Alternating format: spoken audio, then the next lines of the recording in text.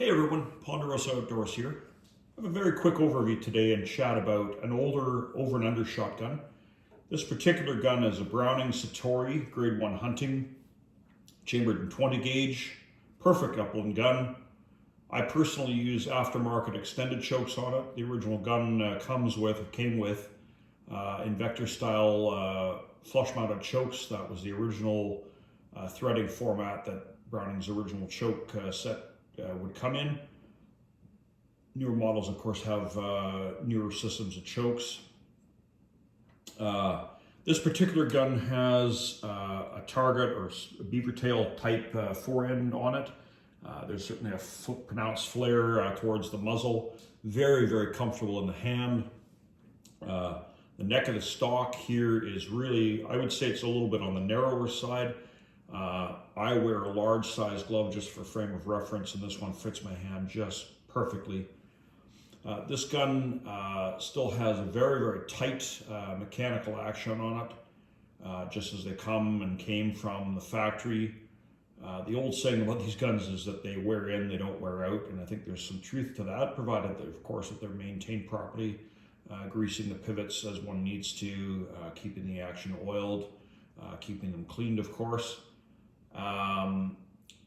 This one weighs in at about 6 pounds, 14 ounces. Nice gun to carry in the field. You can really carry a gun like this pretty much all day, fairly comfortably. Really just an ideal gun for upland game hunting. Just very, very comfortable to carry. An elegant gun to carry into the field. This particular gun is fairly plain. It doesn't have a lot of ornate engraving. Certainly there is some engraving on the sides of the receiver. It does have, of course, the typical gold-plated trigger, some embossing at the bottom of the trigger guard here, but a fairly plain gun all up. Glossy, of course, stock and forend on it.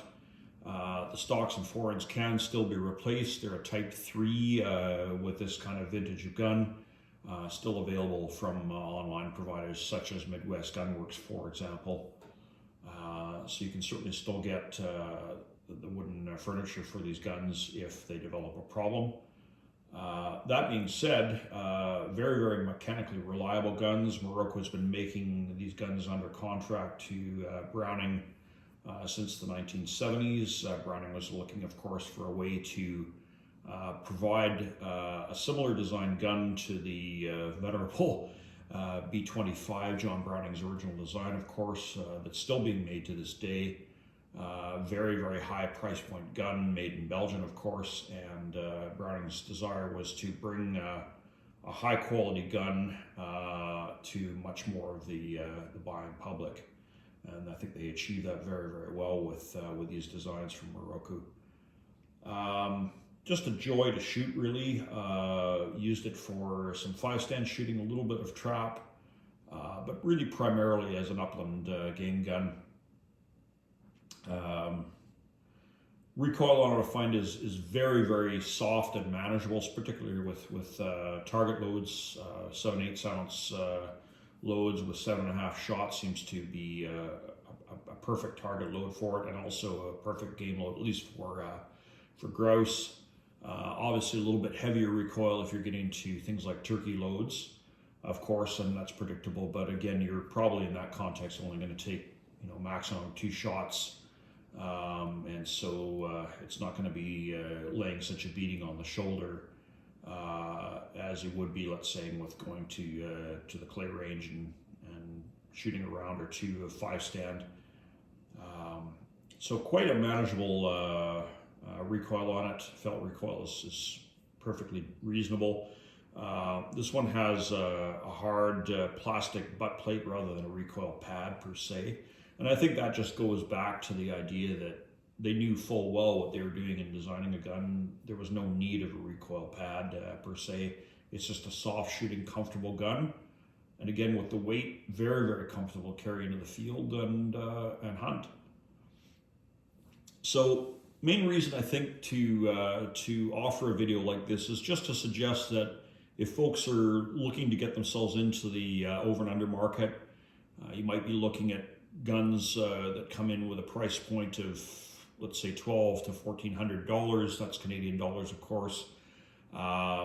Such as the Weatherby Orion or the CZ Drake as two prominent examples that are made under contract to either European or North American manufacturers in Turkey.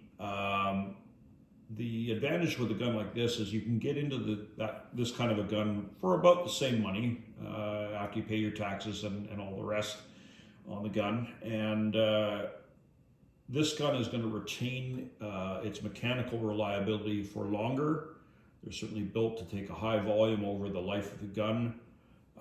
And they certainly retain the resale value as well, and just their innate value. So it's certainly a way to get yourself into a very, very high quality gun for what I would consider to be a reasonable price. They may not be quite as ornate, for example, as some of the new offerings that are on the market, and certainly some of the Turkish guns are quite elegant and quite well built. But mechanically, there's just nothing wrong with these Citoris. They're beautifully made. I've had discussions with gunsmiths about the quality of these guns, and they say, oh, they're excellent. So we certainly have some objective verification there as well from folks that are servicing firearms regularly and have had experience with maintaining them. These are just an excellent design. You really can't go wrong with a gun like this. So I'm hoping that's maybe helpful for some of you that might be looking to get yourself into the over and under shotgun market, particularly for upland hunting. I really view this gun as oriented to a hunting application. It's not been purchased as a clay shooting gun per se. That said, certainly no issue with using it for a bit of clay shooting to enhance one's skill set towards hunting.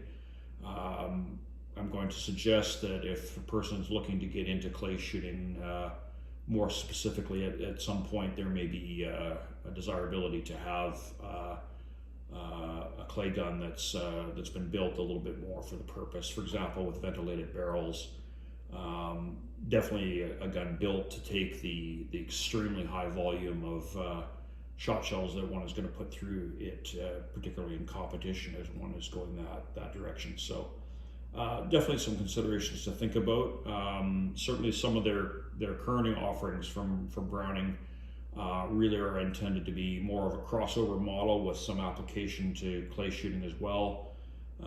So that is another way to go for sure. But with this, certainly in 5-stand applications, sporting clays particularly, this isn't a bad design at all. And as I say, it's something you can work up the skill set on with the same platform you're going to be carrying into the field. So definitely a viable way to get yourself into a high quality shotgun for what I would consider to be a reasonable cost given the quality that you're buying. So with that, I hope that's helpful to you, and we will see you next time.